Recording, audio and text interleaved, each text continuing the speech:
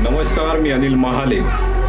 आज मी तुम्हाला अशा एका महिलेची कथा सांगणार आहे जिच्यावरती चिखल फेकला गेला, जिच्यावर दगड मारले गेले, जिचा रस्ता अडवण्यात आला, पण साहेब ती महिला झुकली नाही. का? कारण तिच्या डोळ्यात या देशातील प्रत्येक मुलीला शिक्षित करण्याचं स्वप्न होतं. गाव होतं नायगाव. साल 1840. 9 वर्षाची सावित्रीबाई एका झाडाखाली बसून ब्रिटिश सैनिकांनी दिलेल्या पुस्तकातील चित्रे पाहत होत्या. त्यांचे वडील खंडोजी नेवसे त्यांना बघतात आणि चिडतात. बायांनी पुस्तकं वाचायची नसतात. सावित्री हे पाप आहे. सावित्रीबाई ते पुस्तक फेकून देत नाही, तर लपवून ठेवतात. त्यांच्यातील जिज्ञासू वृत्ती मात्र मावळली नाही. पुढे त्यांचा बालविवाह ज्योतिरावांसोबत होतो. 13 वर्षाचे ज्योतिराव आणि 9 वर्षाची सावित्रीबाई.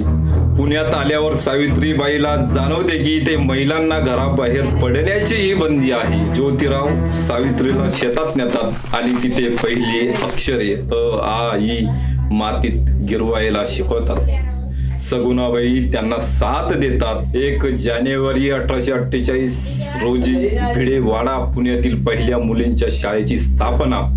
सावित्रीबाई पहिल्या मुख्याध्यापिका बनतात. सावित्रीबाई जेव्हा शाळेत निघतात तेव्हा धोंडीबा तिरस्काराने बघा धर्माला काळीमा फासायला निघाली आहे. बायांनी शिकायचं, कलियुग आलं दुसरं काय. धोंडीबा आणि त्यांचे सहकारी सावित्रीबाईच्या अंगावर शेण आणि चिखल फेकतात. सावित्रीबाई क्षणभर थांबतात, डोळे मिटवतात, पण मागे परतत नाही. तेव्हा धर्मपंडित त्यांच्यावर शेण आणि चिखल फेकतो.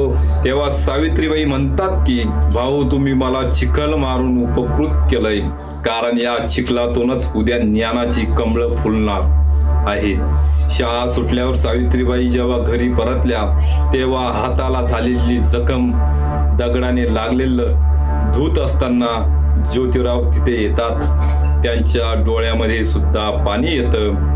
ज्योतिराव म्हणतात, सावित्री, हा त्रास तुला माझ्यामुळे होतोय.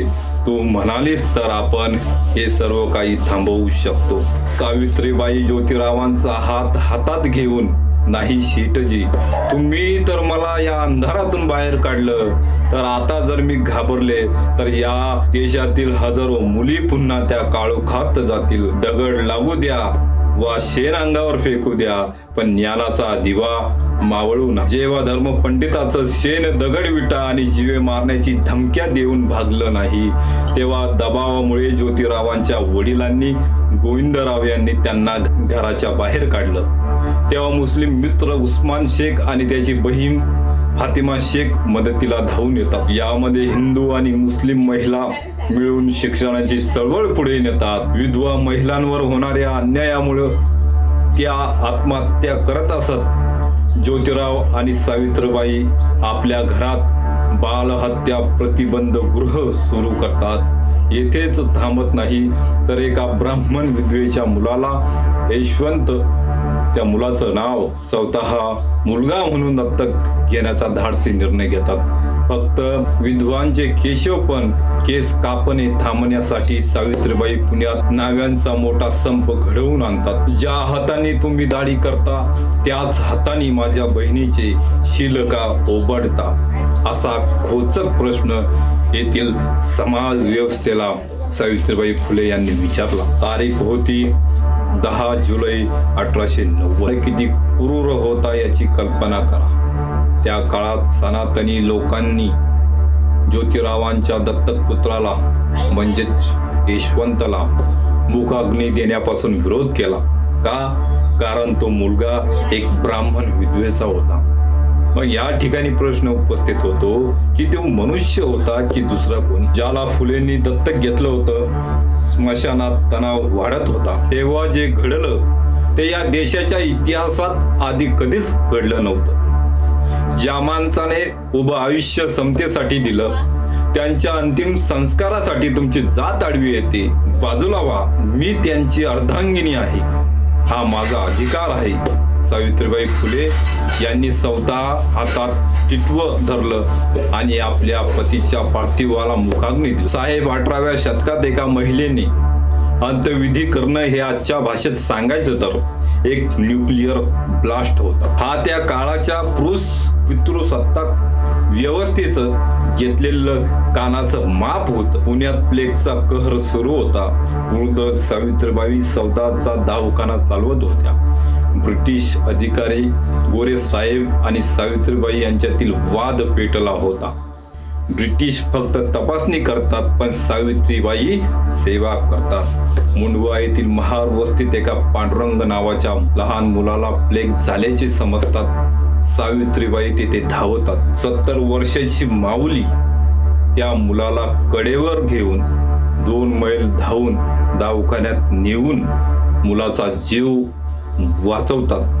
पण सावित्रीबाईंना सुद्धा प्लेगचा संपर्क होतो. शेवटी आकाशात काळोख पसरतो. मातृशक्तीला प्रकाशित करणारा दिवा मावळतो.